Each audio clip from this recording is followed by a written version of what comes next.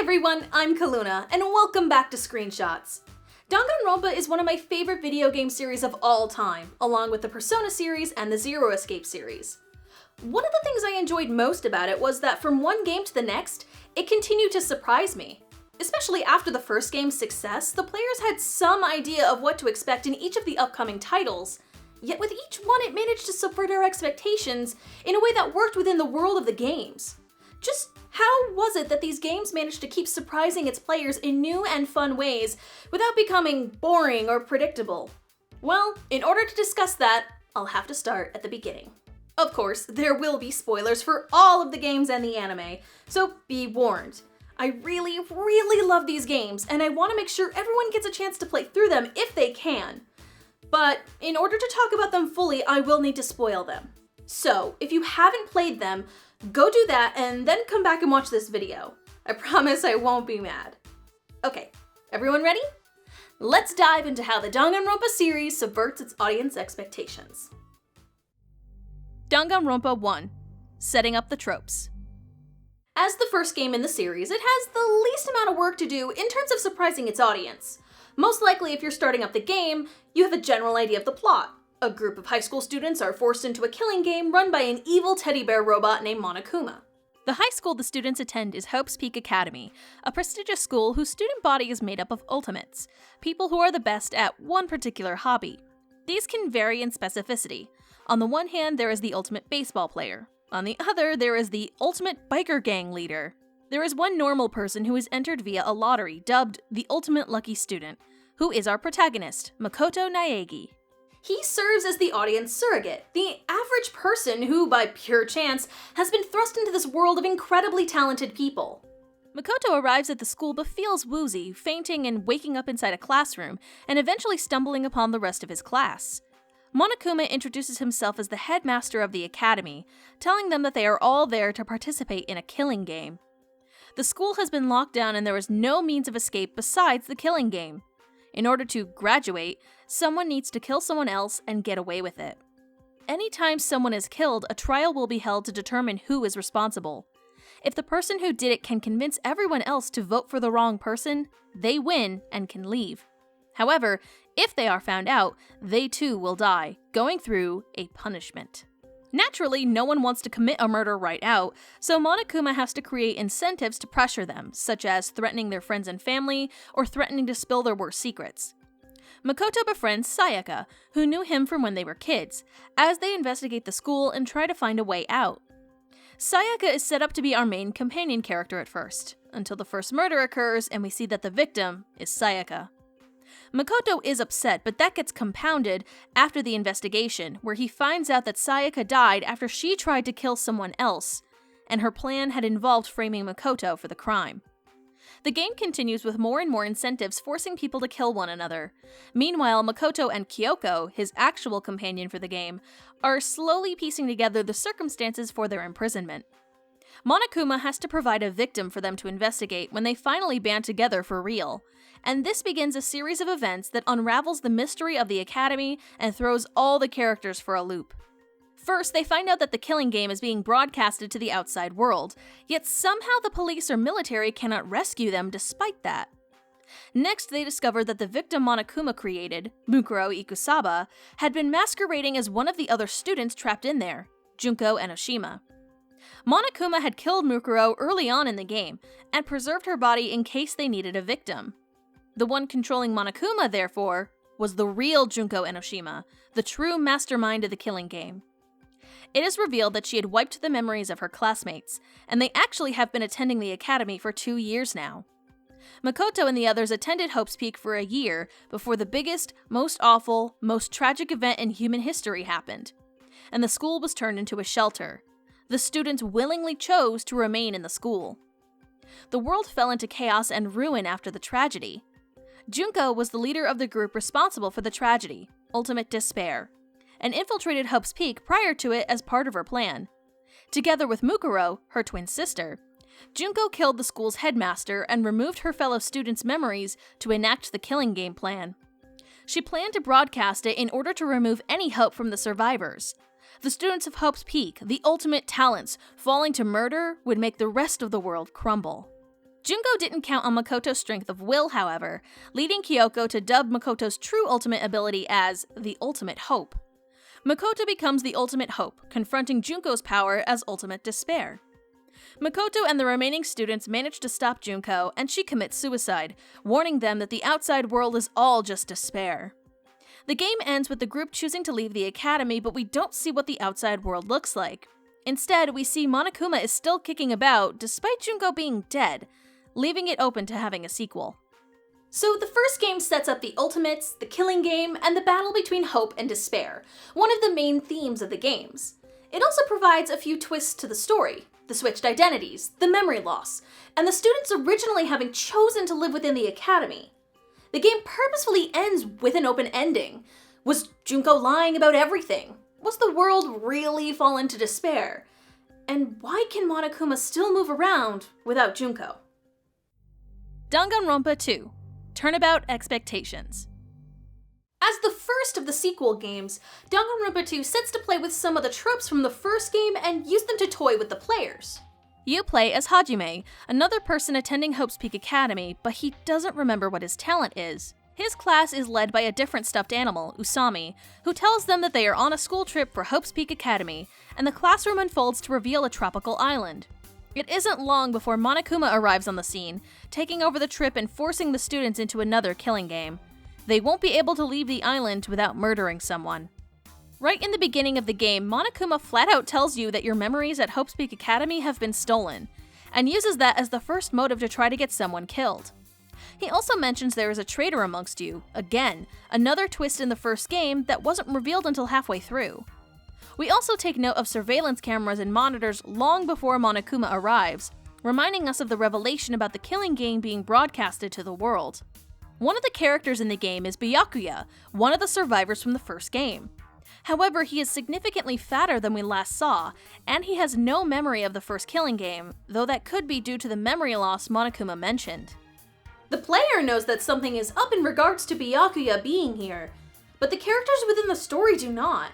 It makes us suspicious of him right away. We do spend a lot of time with Byakuya in the beginning, until the group party is held. Byakuya is killed. Like Sayaka in the first game, he wasn't someone I expected to be killed first, especially since he had survived the first game. The fatter version of Byakuya turns out to not be the original one we met in the first game. Instead, he is the ultimate imposter, who, despite being a different body type than most of his marks, manages to perfectly copy a person's mannerisms and personality. This revelation comes more than halfway through the game, though, so for a long time I thought one of my favorite characters from the first game had been killed. I was suspicious of Byakuya's sudden weight gain and lack of memory of the first game, but I brushed off the weight gain due to some form of PTSD, and the memory loss being part of Monokuma's plan. Thinking about it afterwards, of course this was a weirdly suspicious thing to show right away, but the writing was done well enough that I just accepted it as fact. We also have the character of Nagito Komoeda. He looks similar to Makoto, and his name is an anagram of his. They even share the same voice actor in both the dub and original Japanese. Again, this plays with the audience's expectations. Due to these traits, we assume he is either Makoto or related to him in some form. He ends up being kinda crazy, someone so obsessed with the idea of Hope that he tries to kill in order to bring the group together. Nagito's obsession with Hope, combined with the weight gain I thought Byakuya had, made me think at first that Makoto had been traumatized after the first game. Nagito's power ends up being a bit of a subversion. He also was the ultimate lucky student like Makoto, but he really does have the power of ultimate luck, which ends up being a plot point later on in the game. It ends up being a red herring though. He ultimately has no connection to Makoto. The player attributes a lot of importance to Nagito at first because of this assumption, but the characters in the game hate him pretty much from the get-go. We kept thinking there had to be an explanation, and yet there isn't. It's a very clever trick. Monokuma continues to dangle the memory loss as a motivation for the Ultimates to keep killing each other, breaking the walls several times and almost talking to the players directly. The third case involves the classmates catching the despair disease, and Mikan's symptoms include remembering their lost memories. She tells the group right before her punishment that there was a group called the Future Foundation, who were trying to end their world, and were the ones who brought them to the island. We know that's a little odd since in the previous game, the world-ending organization was called Ultimate Despair. We get more bits and pieces about the Future Foundation, even finding out that our companion, Chiaki, is the traitor and working for them.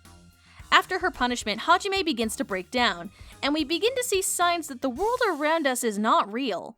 We see technical glitches, dead characters come back to talk to us, and suddenly everyone is inside a copy of Hope's Peak Academy. Just like in the first game, the final trial helps to throw the rug out from under us. First, they reveal what we've suspected. The students are in the Neo World program, a simulation. Monokuma is a virus and was able to shape the world however he wanted, but was still bound by some of the rules of the simulation. We then hear from Makoto, who tells Hajime and the others that they were put into this world in order to save them. The Future Foundation rescued Makoto and the other survivors of Hope's Peak, but Makoto betrayed them by trying to save people called the Remnants of Despair. Hajime and the others realize they are the Remnants of Despair, people who were part of the group Ultimate Despair. Not only were they the ones who helped Junko bring about such world-ending disaster, after her death they tried to continue her legacy before being captured by the Future Foundation. It paints the predicament in a whole new light.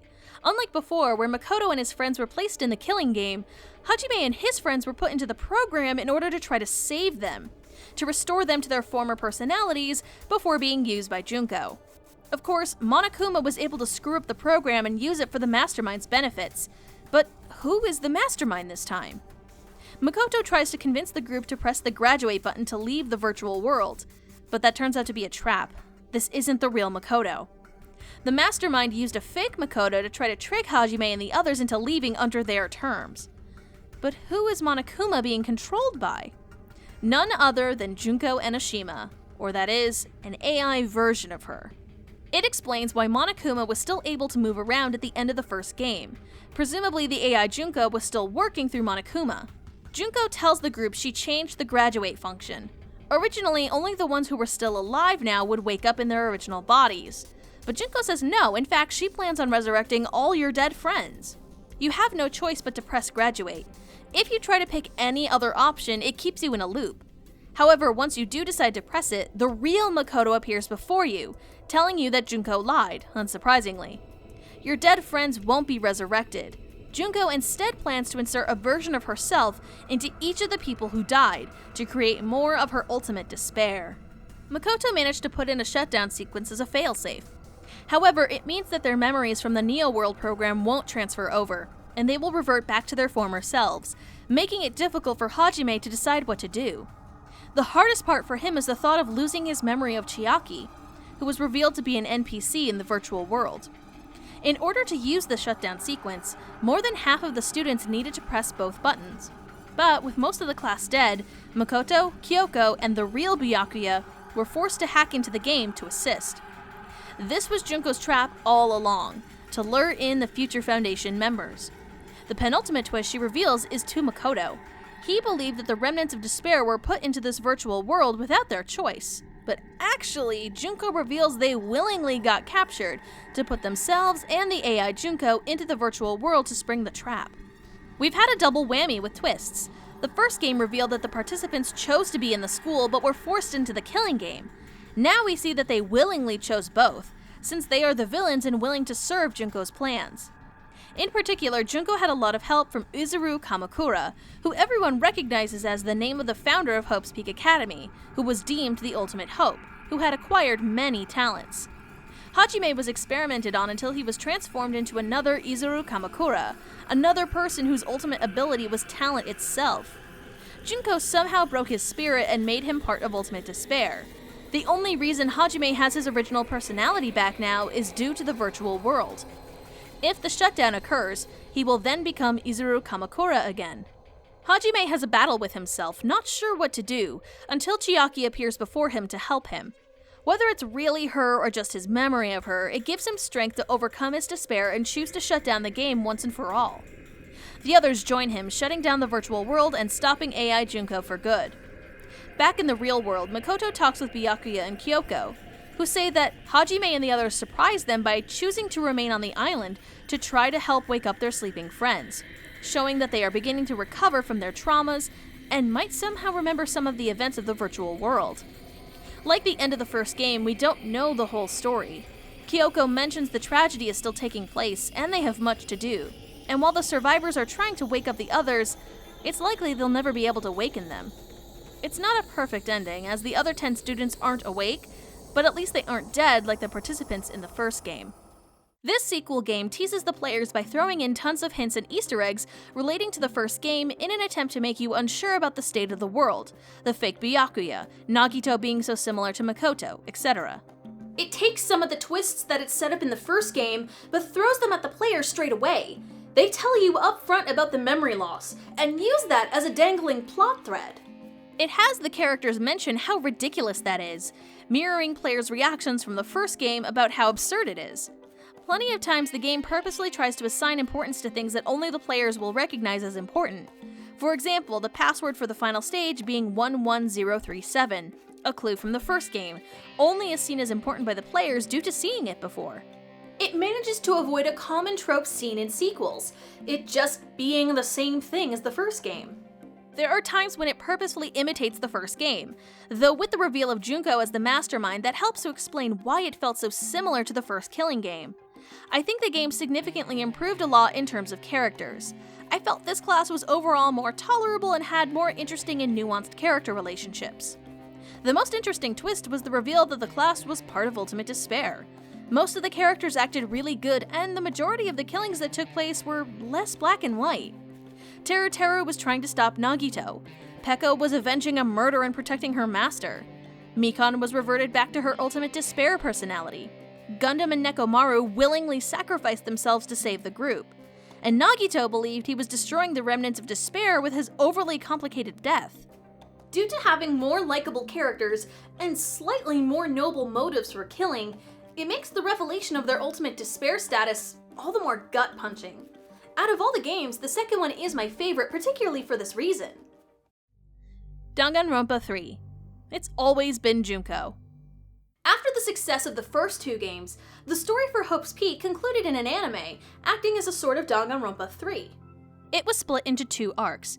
The Despair arc, detailing just how Junko was able to brainwash the 77th class into becoming the Ultimate Despairs, and the Future arc, showing the consequences of Makoto betraying the Future Foundation, concluding with, of course, another Killing game.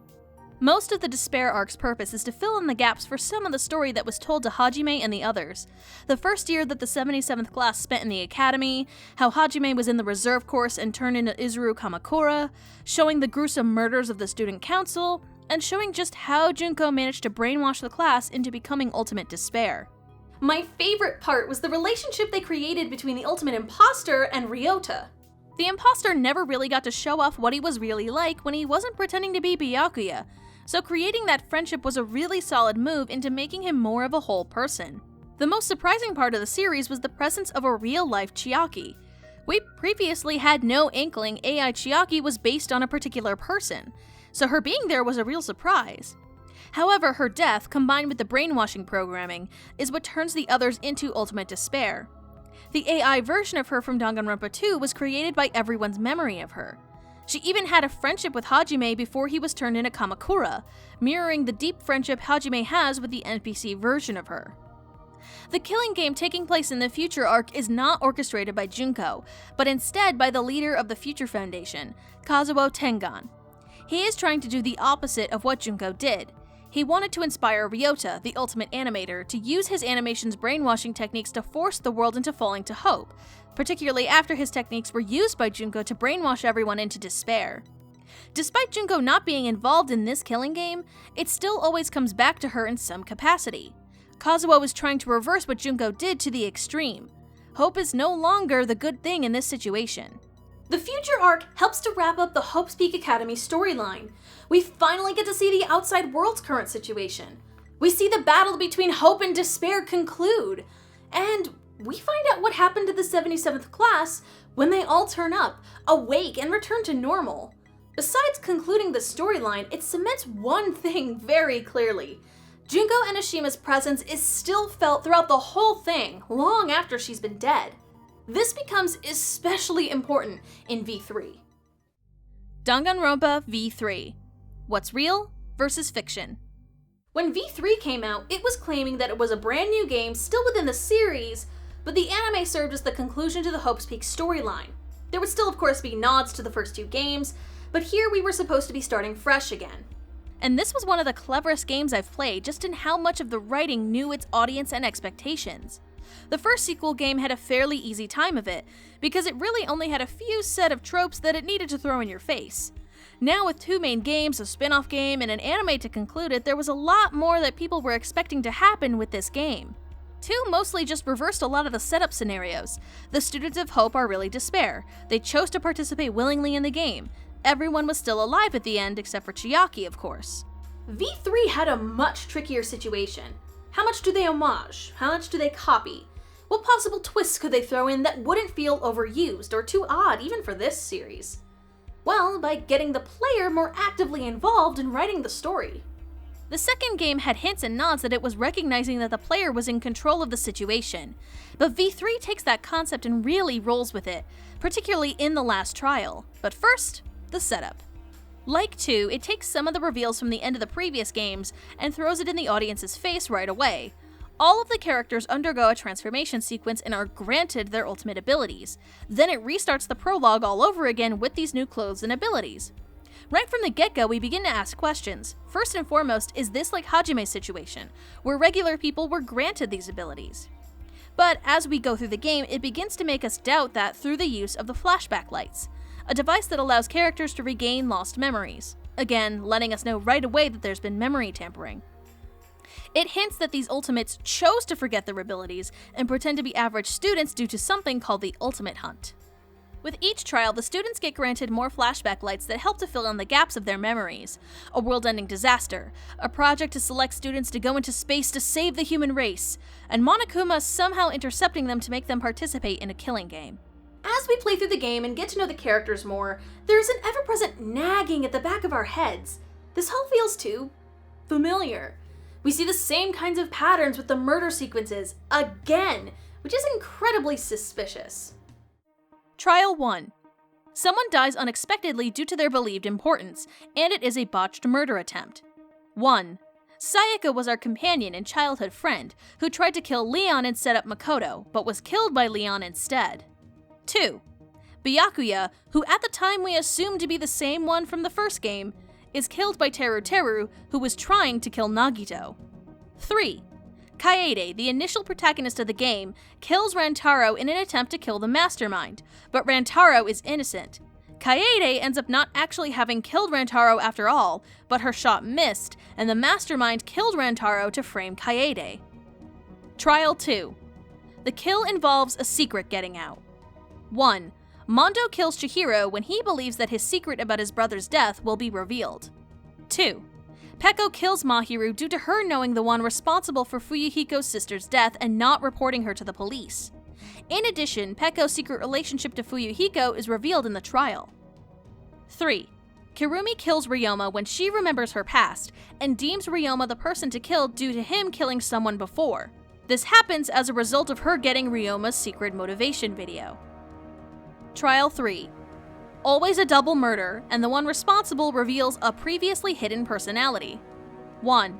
Celeste kills Ishimaru and Hifumi, revealing her true nature as conniving and ruthless. 2. Mikan kills Ibuki and Hyoko, once her ultimate despair persona has returned to her due to the despair disease. 3. Korikyo kills Angie and Tenko, revealing he is a serial killer who kills young women for the sake of his dead sister. Trial 4. The kill is always a means of protecting someone. 1. Sakura commits suicide to help band the rest of the survivors together against Monokuma after she is revealed as the traitor. 2.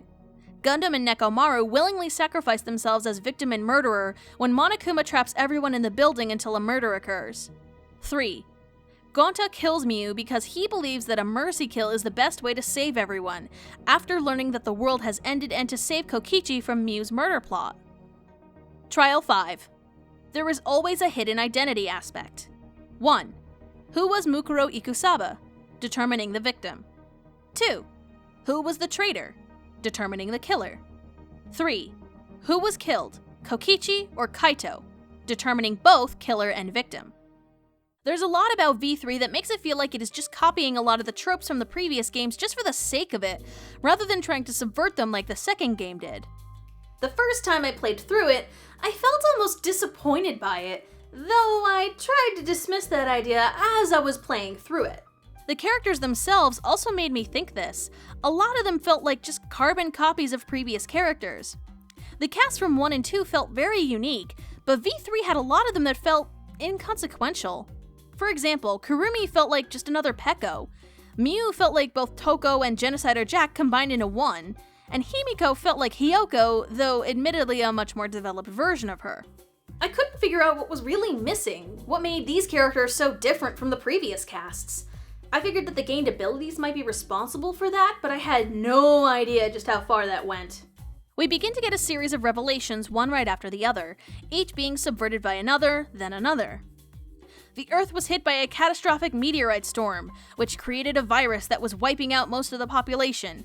So to save humanity, a project called the Gopher Project was initiated, where 16 of the most talented students, immune to the virus, would be chosen and sent out into space in cryogenic sleep. They would be humanity's last hope for survival. However, somehow Monokuma was able to hijack the project and turned it into another killing game. We already had one catastrophic world event previously with the tragedy, so the meteorite disaster felt a bit simple compared to what we had seen previously. The world was uninhabitable, so the school was the only place they could stay. It's basically just making fun of the ending of the first game, where we didn't know what the world would be like once they left. The students are forced to stay in the facility as a result. Kokichi announces that he is the mastermind of the game, but it turns out, nope, actually he wasn't. He was just trying to draw out the real mastermind and save everyone. Kokichi is a chronic liar, so it's hard to tell when he's just making stuff up or not. They also discover a room for making flashback lights, and show that there are multiple options to choose from. The memories that they've been getting back could be wrong or manufactured. They redo the first trial after finding evidence that Kaede didn't actually kill Rantaro.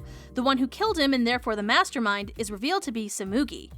Backed into a corner, she yells, "It's Junko Enoshima! It's always her! Even if it's boring or repetitive!" We do see a large Monokuma called Mother Kuma in the secret room, so that was the assumption I had made before Tsumugi was revealed as the mastermind. I figured perhaps the AI was back again somehow? But Tsumugi transforms into Junko, calling herself Junko Enoshima the 53rd, laughing at the audience for thinking this is predictable. She gives a speech about wanting to end humanity's last hope as the ultimate form of despair, but Shuichi says that their memories can't be trusted due to the flashback light room. Information about Hope's Peak in their memories directly contradicts evidence they find detailing the history of the killing games, further incentivizing Shuichi into believing Tsumugi is lying. This goes further than just being someone who embodied Junko Enoshima's beliefs, or someone who was working alongside her.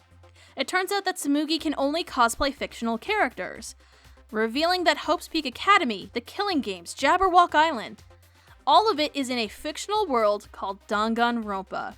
Of course, Shuichi and the others don't understand how that's possible, so Tsumugi explains. Using the flashback lights to implant false memories, Shuichi and the others were then made to believe that they were ultimate students living in the world of Danganronpa. The killings that took place were real and being broadcast to the outside world. The outside world is peaceful and boring, and the killing games are a form of entertainment. We then get the title of the game, Danganronpa V3, which reveals itself to stand for 53, as this is the 53rd season of the show. Danganronpa started out as video games, but became ever more popular and over time created the ultimate real fiction show that the characters now find themselves in. Tsumugi narrates this all while cosplaying as various characters from the first and second games. Tsumugi is not the only mastermind. In fact, she's part of a network called Team Danganronpa that creates the show and caters to their viewers, explaining why Tsumugi had to stick to the rules and create more situations that ended in killing games. This was one of the most ridiculous twists in a game I had ever seen. The story was basically saying that it was due to the fervent love of Danganronpa and the need for more and more of these games that this situation took place. It's a huge risk to take by calling out your audience for enjoying the very thing they are playing, and making us feel guilty for putting these fictional characters into this situation. This twist makes everything suddenly fall into place. This is why the characters felt too similar to previous games. Audience expectation and wants end up affecting the types of characters that are put into the game. It's manufactured in such a blatant way that it loses the charm of the first few games where there was a lot more creativity. If it's the 53rd season of this, of course there's going to be repeats, and especially if they are homaging Junko, they would stick to the very patterns we began to notice as early as the second game. The game purposefully throws in clues to make us think that it has connections to the Hope's Peak games, to the point where there are clues that the characters in the game don't notice or address because they're meant for us, the audience. One of the fake flashbacks shows them accepting being part of the Gopher Project, homaging the scene where Makoto and the others chose to remain inside the academy for their protection. We don't see the face of who Shuichi is talking to, but the hairstyle is very reminiscent of Makoto's, making us start to fall down the rabbit hole of fake memories and conspiracies the game is tricking us into believing are real. It's small details like this that really help to make the twist at the end all the more whiplash-inducing. The final subversion is the characters choosing to forego the battle between hope and despair, the themes of the first two Danganronpa games. Tsumugi, as the mastermind, represents despair, while Kibo, the unknowing audience surrogate, represents hope. No matter which option they choose, the Killing Games will continue with another season if they make a choice. So, Shuichi chooses to reject the world of Danganronpa altogether and refuses to vote at all. He pleads to the audience through Kibo, saying that even though their lives here were fictional, the love and friendship they felt between one another was real, and asks the audience to end this cycle once and for all. Surprisingly, the audience listens, and one by one we see them leave, making this the last Danganronpa game. Kibo destroys the facility, killing himself and Tsumugi, though Shuichi, Maki, and Himiko survive. We end once again with a bit of an unsure ending. Shuichi isn't 100% sure that Tsumugi told them the whole truth, that Hope's Peak might be real after all. It's left uncertain what kind of world awaits these survivors, just like at the end of the first game.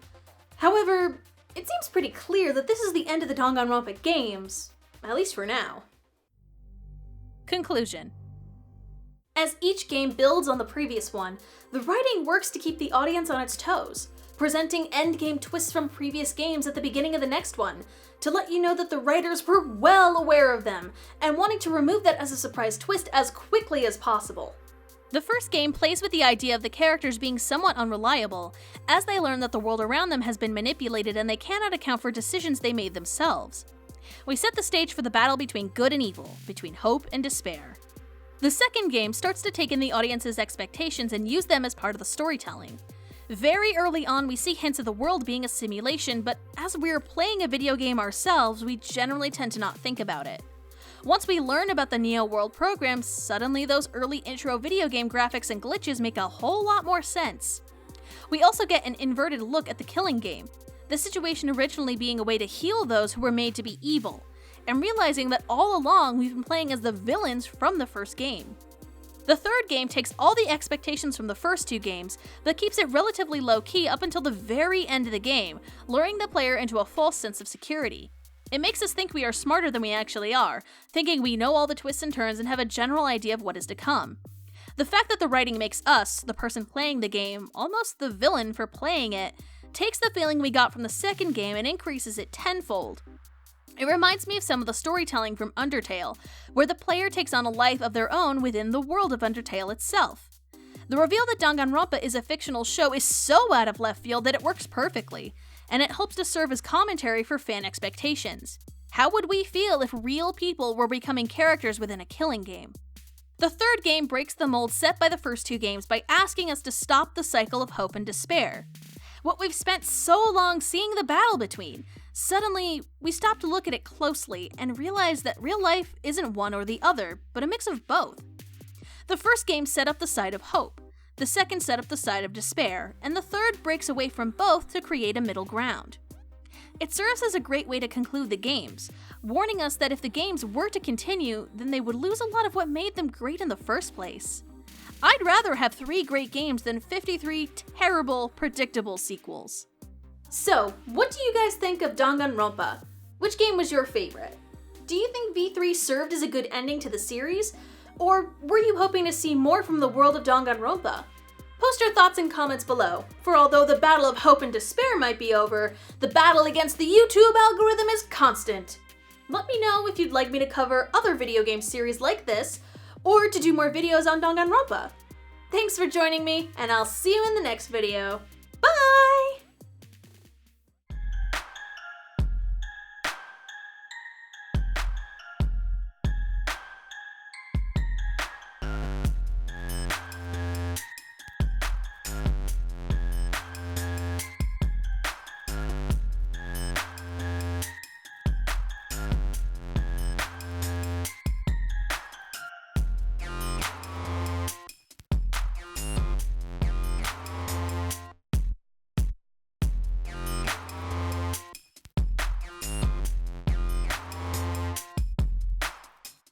everyone! I wanted to take this opportunity to give a quick reminder about how Patreon works.